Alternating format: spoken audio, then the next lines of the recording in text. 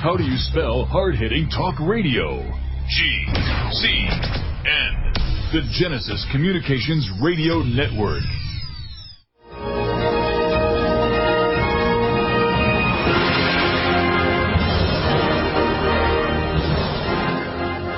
All right, we're back with Linda Runyon. Linda.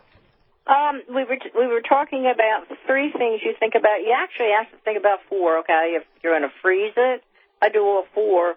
So if you're going to freeze it, you're going to dry it, which you would do by threading them together, or you could just put the legs of a large root over one single nail or picture hook or something. And then the other way would be to shred it, which it can be done with a food processor, of course, but it also can be done by hand easily. And I just take a potato peeler and I shred it out and dry it or freeze it, which makes it very stirrable into all the recipes. In our books and everything, we have all this material. And, of course, we're running a sale now. I wanted you to know before I get back to all the facts here. We are running a sale, and you get 8 Christmas gifts in one single weep, it's called, of a whole enchilada. And it's all 6, 7 things that we've done. And you'll get 2 field guides and a coloring book and the Homestead Memories, which is a tree exploding type thing. And you'll get a DVD, which gives you all the 50 same plants, as does the field guides that are worldwide. And you also get a deck of cards, which is worldwide, and they're laminated against moisture and everything, and they're your plants that are found everywhere in the world, just about, so that you're safest. And you get note paper, and you get patterns, how to build a drying rack, that type of thing, and a lot of free information. So that would be the biggest thing that you could get on the website.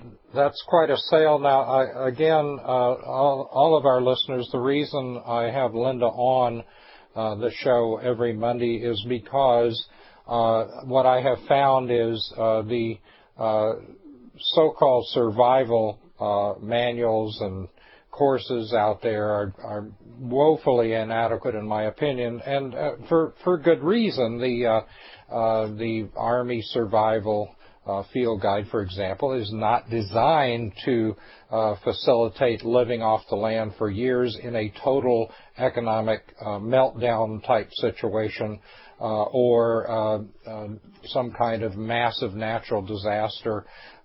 It is designed for a soldier who is temporarily behind the lines and until he might get rescued or escape or whatever.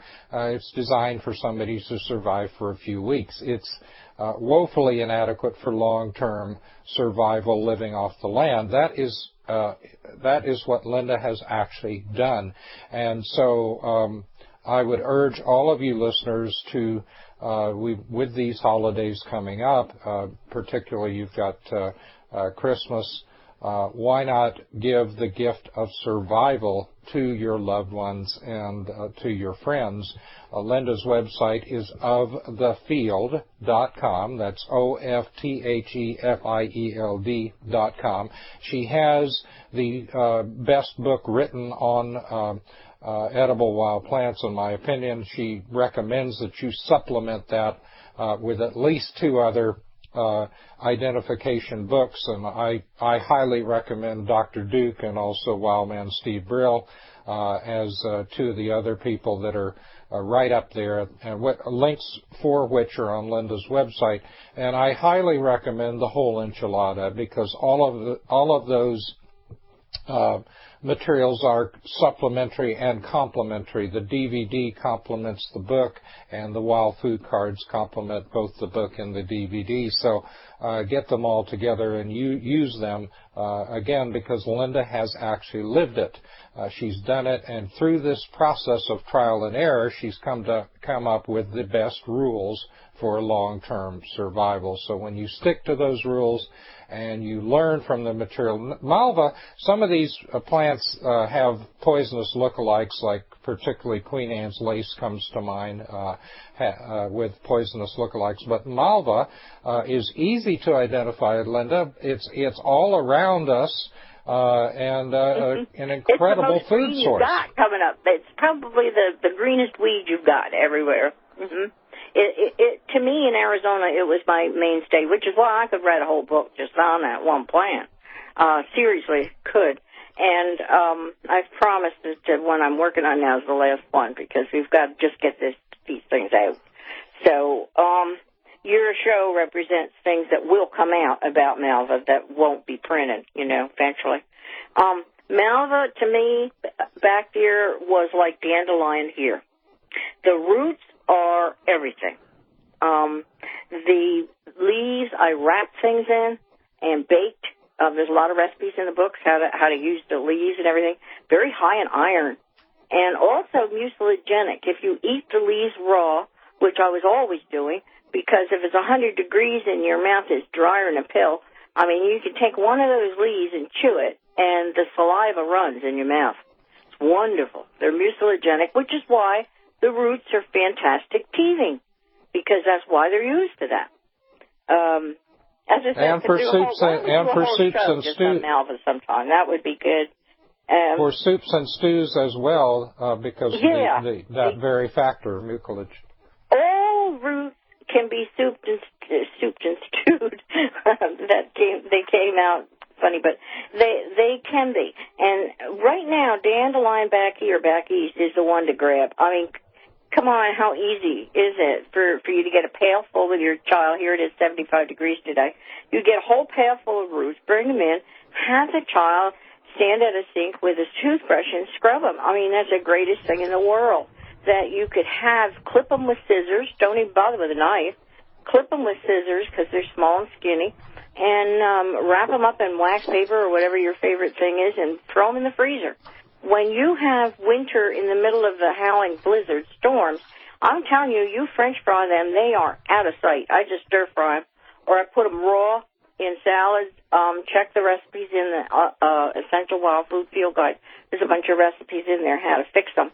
But you see, right now is the time to go get them before the snow hits, and now's the time to go get the malva out where you are.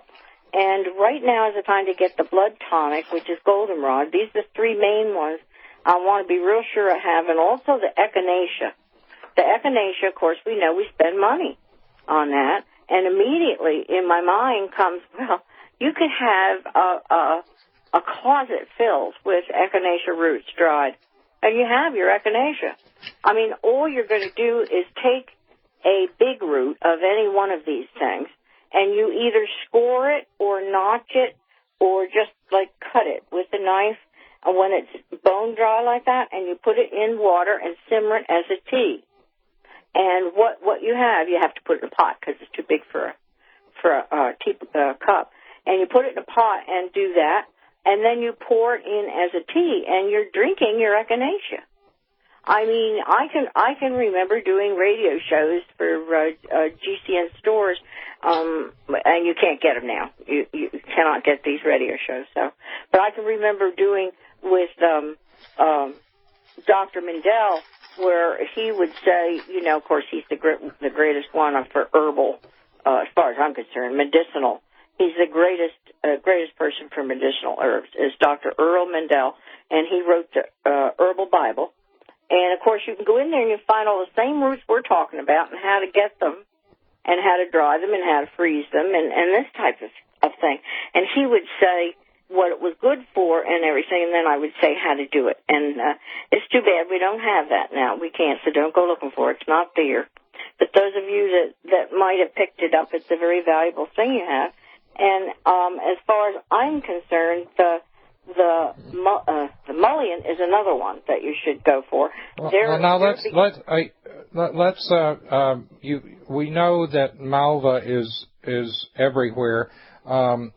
Purple coneflower, the echinacea, was used by the Plains Indians. How broadly available is that? And when we get back from the break, mullein and purple coneflower, what regions can we find them in? Back right after the break.